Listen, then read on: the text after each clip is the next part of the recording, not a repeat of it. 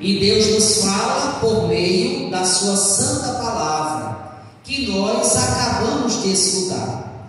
Quando a gente escuta a palavra de Deus, a gente consegue perceber qual é o tema que Jesus quer que fique impregnado na nossa mente e no nosso coração, para que a gente, refletindo durante a semana acerca das leituras, a gente coloque a palavra de Deus em prática. E se nós fôssemos resumir a palavra de Deus desta Santa Missa em uma palavra, seria uma palavra pequenina, mas de uma grandeza espiritual enorme. A gente resumiria a palavra de Deus na palavrinha chamada fé. A fé que é tão importante na nossa vida. Cada domingo desse, nós estamos lendo o Evangelho de São Lucas. E o padre disse a vocês lá atrás que Lucas narra o seu Evangelho colocando Jesus no caminho para Jerusalém. Então Jesus toma a decisão de ir para Jerusalém. Fazer o que em Jerusalém? Dar a vida por nós. E o Evangelho de Lucas diz assim: sabendo que estava chegando a hora de ir para o céu, Jesus toma a firme decisão de ir para Jerusalém. Mas para chegar ao céu, foi necessário Jesus ir a Jerusalém.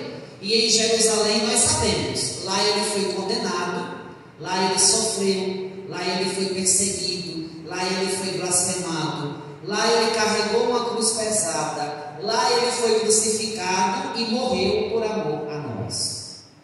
E interessante é que, sabendo desta caminhada, Jesus olha para a gente e diz assim: se também vós quereis me seguir, renuncie a si mesmo, tome a sua cruz e me siga.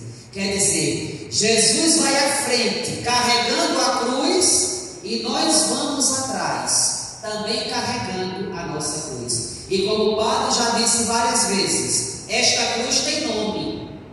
Na minha vida de padre, esta cruz tem um nome. Na sua vida também, só você sabe a cruz que você carrega. Mas nós devemos, como Jesus, carregar a nossa cruz, porque para chegar ao céu é necessário a gente caminhar muito. É necessário a gente sofrer, é necessário a gente carregar a cruz. No Evangelho de hoje, nesta caminhada para o céu, os discípulos pedem uma coisa a Deus. Os discípulos percebem que não é tão fácil assim chegar no céu. Não é só dizer eu quero ser católico, eu sou cristão, e isso já basta para chegar ao céu. De forma alguma. Nós devemos ter uma coisa essencial na nossa vida. E os discípulos perceberam o que era. Logo no início do Evangelho diz assim: os apóstolos disseram ao Senhor: aumenta a nossa fé.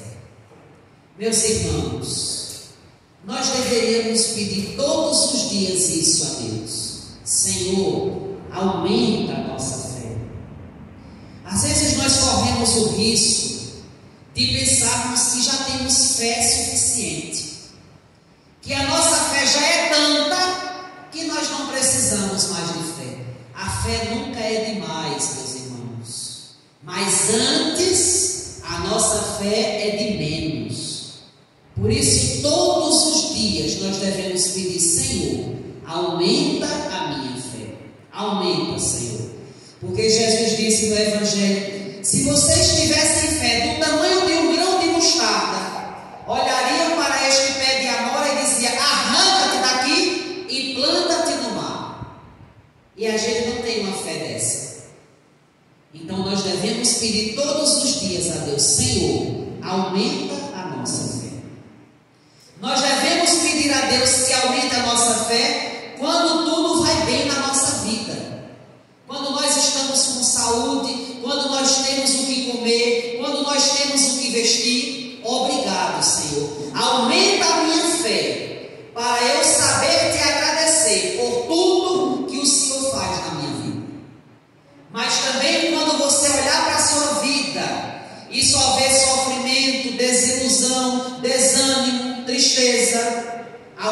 aumento da minha fé, Senhor, para eu não desistir da caminhada.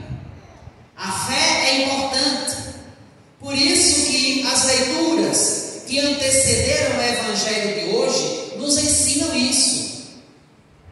Na segunda leitura da carta de São Paulo a Timóteo, que nós ouvimos na Santa Missa de hoje, Paulo escreve uma carta a próprio punho para um amigo dele chamado Timóteo.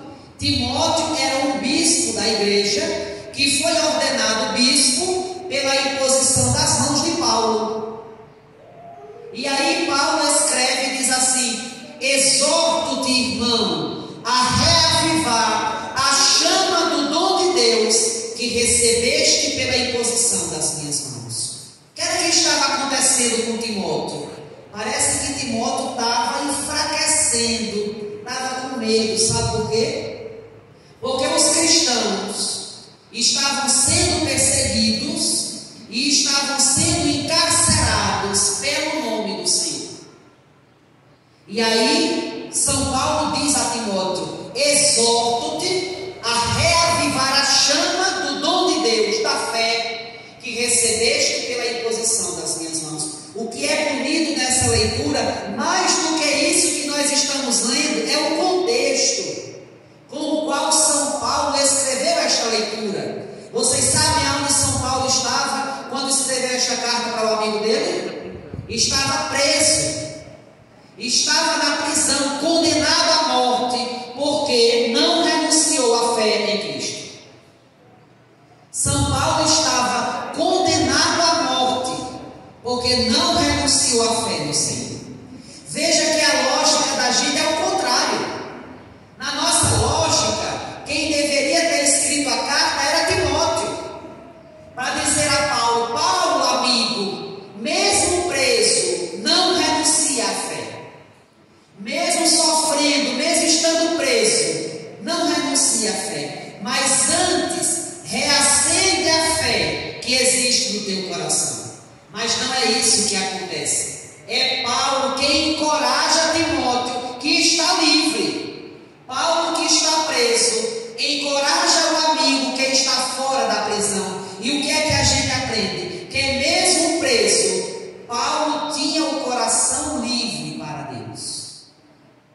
E aquele que estava fora era o que estava preso, porque estava perdendo a fé. Meus irmãos e irmãs, nós devemos pedir: Senhor, aumenta a minha fé. Porque se um dia a minha fé for perseguida, aumenta a minha fé, para que nada e ninguém seja capaz de apagar esta chama que o Senhor mesmo acendeu no meu coração. Um exemplo de tudo isso que o padre está dizendo é o exemplo de Jó, que inclusive a igreja está fazendo a leitura do livro de Jó todas as missas da semana, na primeira leitura. E nós conhecemos a história de Jó. Jó tinha tudo. Jó, o que plantava, colhia. Quando Jó decidia criar uma criação de animais, dava muito certo. Jó tinha saúde. Os familiares de Jó também tinham saúde para dar e vender. Ninguém da família de Jó ainda tinha morrido. Jó ia muito bem na vida. E Jó sabia agradecer a Deus por tudo aquilo que Deus dava a ele.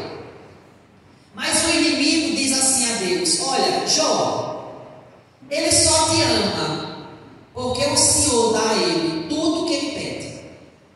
No dia que o Senhor não der mais o que Jó pede, ele vai virar as costas para o Senhor. E agora Deus testa a fé de Jó. Agora Jó começa a perder tudo aquilo que ele tinha. A plantação dele dá errado, as criações dele chega uma doença, mata tudo. Jó começa a não ter mais saúde. Jó começa a sentir a dor da morte pelos familiares dele, que começam a morrer. E Jó olha para tudo que mais não tem nada, e diz assim: Deus me deu, Deus tirou, bendito seja o nome fé que nós devemos ter. Se nós estamos alegres, bendito seja o nome do Senhor. Se nós estamos sofrendo ou tristes, bendito seja o Senhor, que vai me tirar dessa tristeza e desse sofrimento.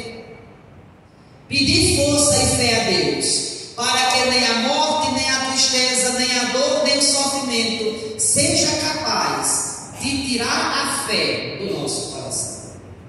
E depois Jó começou a sentir falta das coisas que tinha, e Jó começou a se perguntar: será que Deus me abandonou? Será que Deus só estava comigo enquanto eu tinha saúde, enquanto eu tinha família grande, enquanto tudo ia bem na vida? E Deus permite que Jó sofra um pouquinho, para lá na frente Jó perceber que nós podemos perder tudo, mas se nós não perdermos a fé, nós temos o suficiente para recomeçar a vida. E vocês são exemplo disso que o padre está dizendo. Olha a enchente que destruiu tantos sonhos de vocês, a casa de tantos de vocês. Mas a enchente levou tudo, mas não levou a fé de vocês. E porque tiveram a fé, foram capazes de recomeçar a vida. Porque é a fé que faz a gente, mesmo diante do caixão, com aquela pessoa que a gente ama ali morto, é a fé que faz a gente olhar para o céu e dizer: me dai força, Senhor, para eu continuar a vida. Se não for a fé, a gente não consegue. É no momento deste que a gente percebe a importância da fé. Quem já perdeu algum ente querido sabe do que o padre está dizendo. É uma dor insuportável. É uma dor que faz a gente passar mal. É uma dor que tira a respiração da gente. É uma dor que sufoca. É uma dor que aperta o coração. Se a gente não tiver fé, a gente não consegue passar por este momento de sofrimento. Mas porque nós temos fé, é a fé que faz a gente levantar da cama. É a fé que faz a gente enxugar a lágrima dos olhos. E é a fé que faz a gente querer vencer na vida. Por isso que a leitura de hoje chama a atenção para isso. Nós temos fé, peçamos a Deus a fé. Peçamos a Deus que aumente sempre mais a nossa fé. Por isso, na primeira leitura da missa de hoje, da profecia de Abacuque, Abacuque era um homem de Deus, um profeta de Deus, mas também passou pelo sofrimento. Nenhum de nós está livre do sofrimento. Nenhum de nós. Quem foi que disse que ser cristão é sinônimo de vida fácil? Quem foi que disse que pelo fato de você estar na igreja, de ser igreja, você agora está livre dos sofrimentos da vida? Não tem isso. Deus não promete vida fácil a ninguém, mas Ele promete uma coisa: se nós permitirmos, nunca mais Ele nos abandona. E Ele vai estar conosco, se alegrando com a nossa alegria. Ele vai estar conosco, chorando com a nossa tristeza. Nós temos um Deus que caminha ao nosso lado e que nos ajuda a chegar no final do caminho. Então Abacuque começa a perguntar assim: Senhor, até quando clamarei sem me atenderes? Quantos de nós já dissemos isso a Deus? Senhor, faz tanto tempo que eu venho te pedindo esta graça. Tanto tempo, Senhor, que eu rezo pelo meu filho, que eu rezo pelo meu marido, que eu rezo pela minha esposa, que eu rezo nesta intenção. Cadê o Senhor que não me atende? Cadê o Senhor que não está vendo o meu sofrimento? Abacuque também fez a mesma pergunta a Deus. E lá no finalzinho, Deus vai dizer assim: escreve o que eu estou te dizendo, Abacuque, para que possas, depois que escrever, que esta mensagem possa ser lida com facilidade. Veja, a visão refere-se a um prazo definido, mas tende para um desfecho e não espalhará. Olha o que Deus está dizendo: tudo tem um tempo.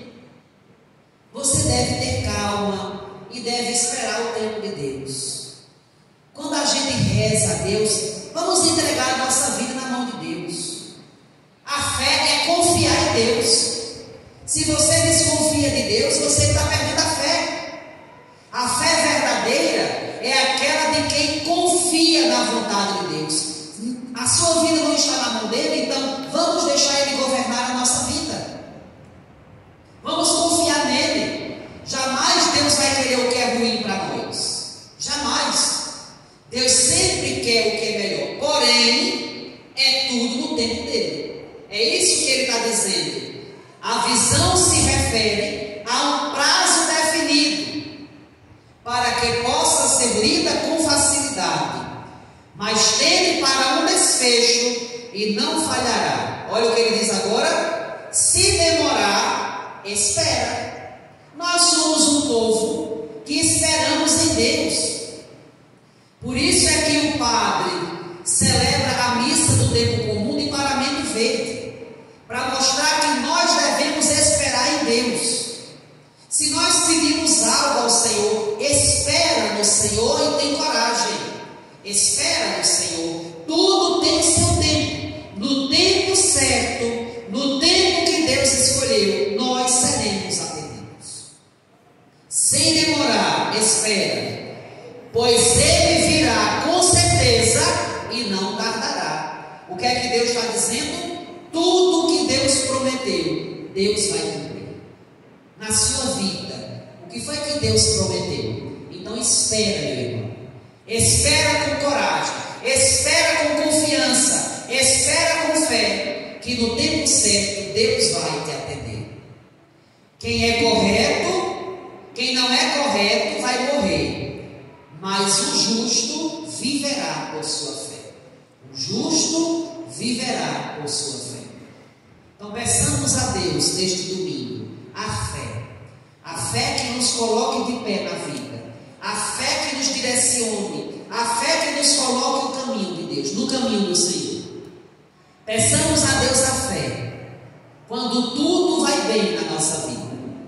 Peçamos também a Deus a fé quando a gente olhar para o lado e sofrer sofrimento, dor, morte e tristeza. É nesse momento que a fé deve se colocar de pé. É nesse momento que nós devemos estar firmes na fé, para que possamos vencer a vida que não é fácil. Que Deus nos abençoe e que aumente sempre mais a nossa fé. Louvado seja nosso Senhor Jesus Cristo.